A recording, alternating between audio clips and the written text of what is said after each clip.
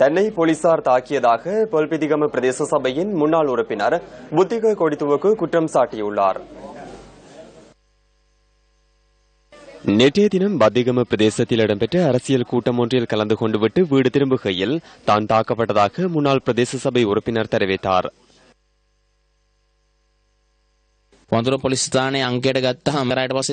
கால்நடைகளை ஏற்றியதாக போலீஸ் நிலையத்திற்கு அறிவித்தேன். அவசர பிரிவு தற்போது வெளியில் சென்றிருப்பதாகவும் வந்தவுடன் அனுப்புவதாகவும் அந்த சந்தர்ப்பத்தில் கடமையில் இருந்த போலீஸ் உத்தியோகத்தர் தெரிவித்தார். போலீஸ் நிலைய பொறுப்பதிகாரிக்கு அறிவித்தேன். அதன் பின்னர் வந்து அங்கிருந்த அனைவரையும் தாக்கினார். கால்நடை திருடப்பட்டதாக கூறப்படும் இடத்திற்கு அது குறித்து ஆராய்வதற்காக அவர் சென்றதாக எமது பிராந்திய செய்தியாளர் குறிப்பிட்டார். இதேவேளை முன்னாள் பிரதேச சபை உறுப்பினர் மற்றும் கால்நடையின் உரிமையாளர் ஆகியோர் இந்த சம்பவம் தொடர்பில் போலீசில் நேற்று முன்தினம் முறைப்பாடு பதிவு செய்துள்ளனர். பிரதேச சபை உறுப்பினர் தாக்கப்பட்டதாக கூறப்படும் சம்பவம் தொடர்பில் போலீஸ் ஊடக பேச்சாளரிடம் தொடர்பு கொண்டு நாம் வினவினோம். போலீஸ் அதிகாரிகள் அங்கு சென்றபோது அங்கு மதுபோதையில் இருந்த சிலர் தப்பி சென்றுள்ளனர்.